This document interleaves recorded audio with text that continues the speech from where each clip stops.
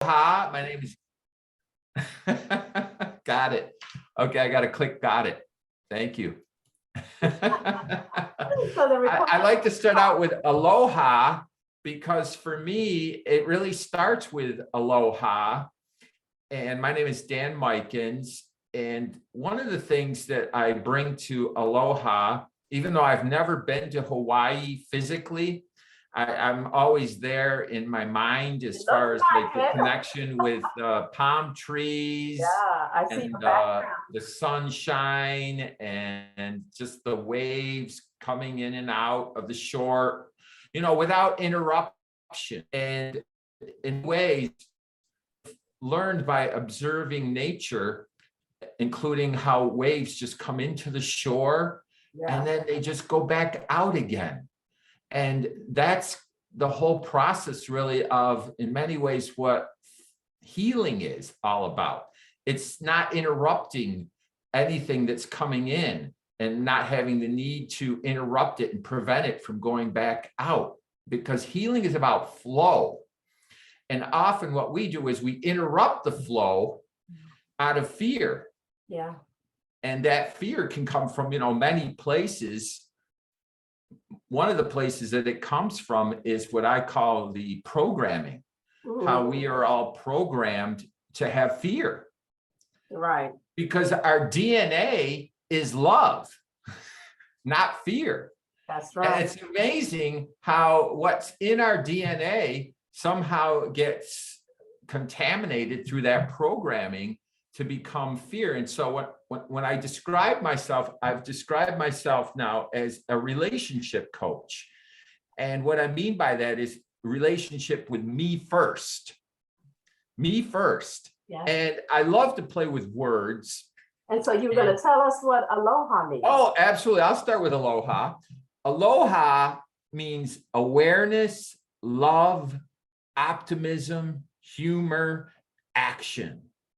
Awareness, love, optimism, humor, action. There we go, because we got to have the action. Hey, Heartbeats, you are in the middle of the conversation with this wonderful new relationship coach, healing life coach. He's an agent of change. He has been in the business for over 30 years. He's also a spiritual life coach, and he teaches and he guides and he facilitates change through a holistic journey. And I'd love for you to meet my new friend, Dan Mikens.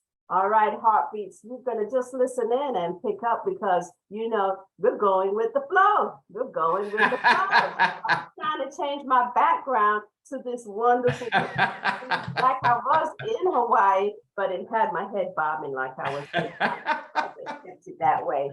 All right, then. Thank you, Dan, so much for talking to us about alternate ways on how to heal our life. It is so, so important. And I appreciate what you said about the DNA, how things are programmed into us. And recently, I had been really doing a lot of work around emotional DNA and helping people understand that it is even how our parents and our other ancestors, we have also carried their emotional DNA. So it's so important to go through the healing when we see certain patterns, certain cycles happening that are adversely affecting us. And so you go through this process called radical healing. Could you tell us about that? Yeah, sure. Well, the reason I came up with the word radical for healing is because when I first arrived in my coaching at an alternative healing center, I thought my purpose and meaning there was to help people be calm and help them to, be relaxed and to soothe them. And within a few weeks, I came to this awareness, and what I call awareness is a coconut moment. And a coconut moment is an awakening. And when I have these awakenings, they're for me to pay attention to them. And what I recognized right away is in many ways how we are taught to help people heal by soothing them and helping them, relax and meditate and levitate and anything that, yeah, I mean, that's probably the higher realm of the exercise. Although I always say we can imagine ourselves levitating and rising above.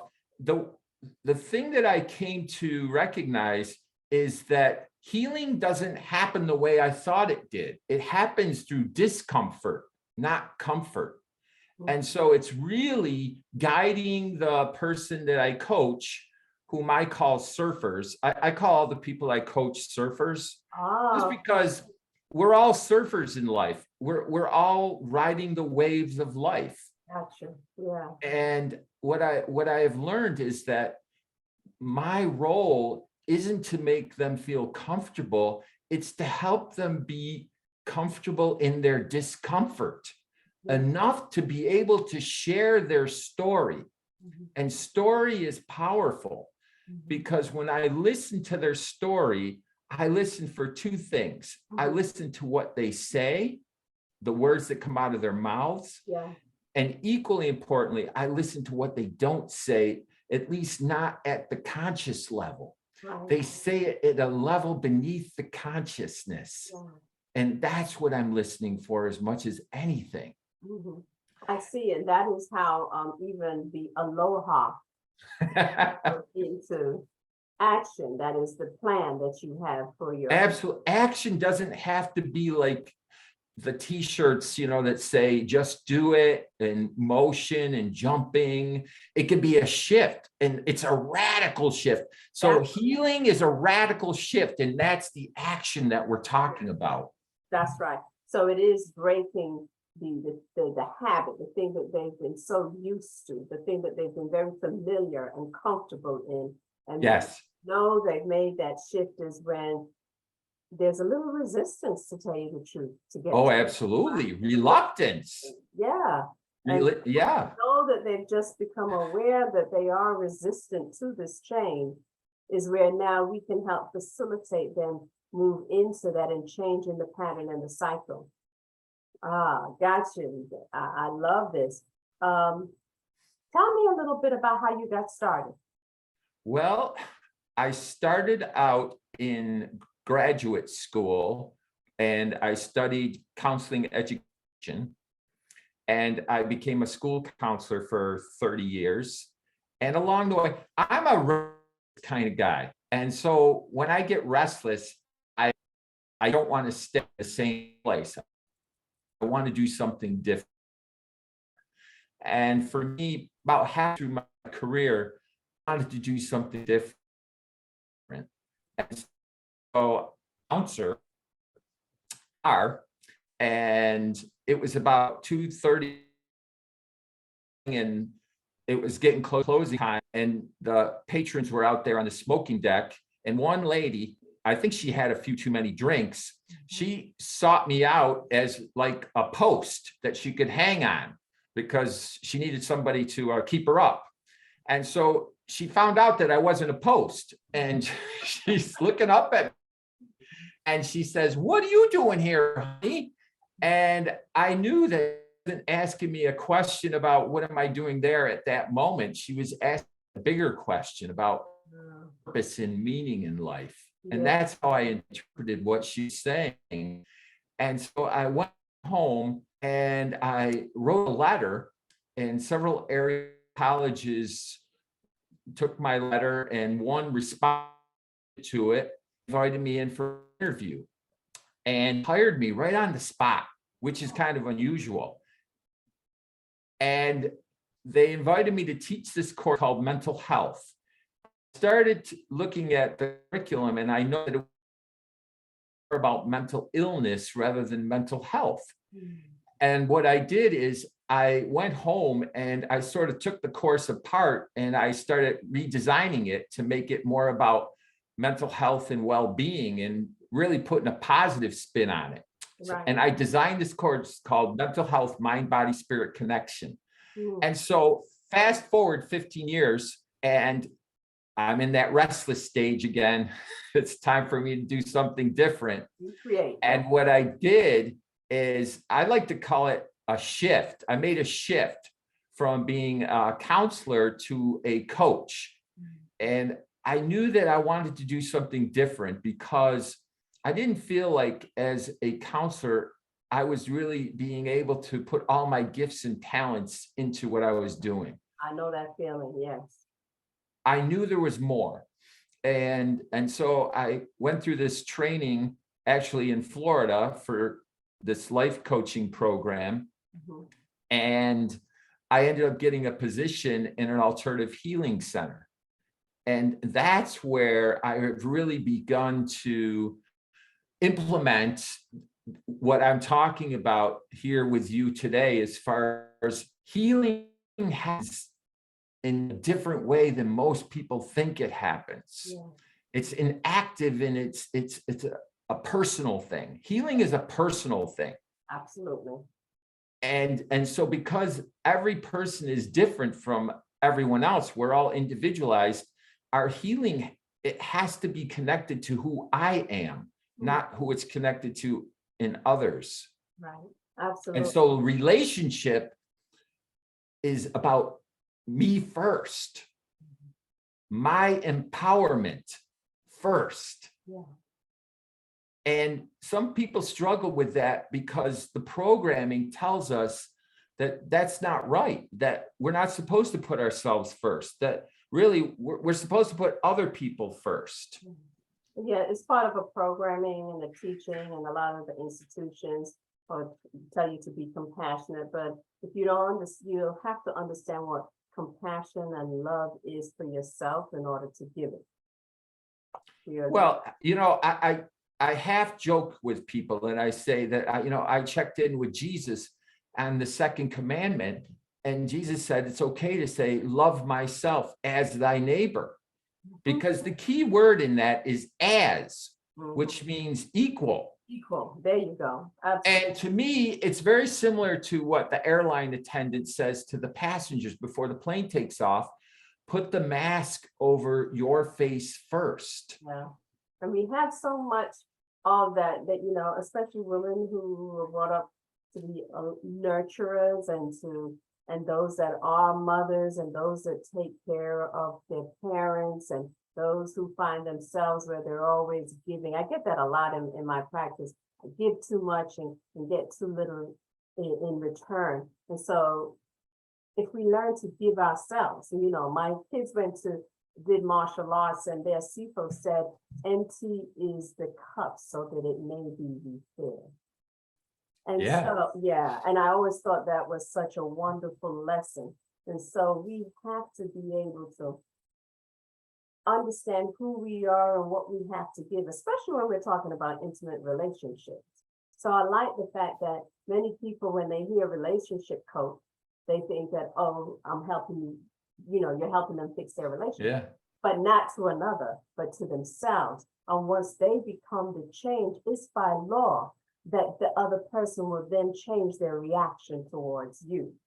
Well, that's it, because, I don't know how any coach couldn't be a relationship coach, because it always starts with me first. Yeah. And the struggle that most people have is this whole idea of selfish. Like it's wrong to put me first, because like I said, my programming tells me that I'm supposed to do for others first. Most people that I work with, the surfers, are extreme givers. And one of the things I say to them is, it's not an exclusive as far as the me first. It's inclusive. And it starts from that place that you use, starts from that place of abundance with me first. And then from that place of abundance, pouring out and expanding to others. Right. And now I'm operating from a place of abundance rather than scarcity. Right. What a beautiful way to shift. Yeah, so you help with that mindset when a client comes to you. So what problem does a client typically have when they come to you? Well, it goes back to what we were just talking about. It's like most surfers don't believe that they deserve to put themselves first in their lives. they're taught to be givers. Mhm. And so many of them struggle with receiving or Okay. being able to be a taker. Mhm. And so there's two ways I approach that. One is I say, I invite you. It's one of my favorite phrases. Yes, I invite you because they are the authority of their healing. yes. It is their choice to accept that they are that authority for themselves, Yes. and that they all started out as selfish babies. And what's amazing is how people gravitate towards us when we're selfish babies.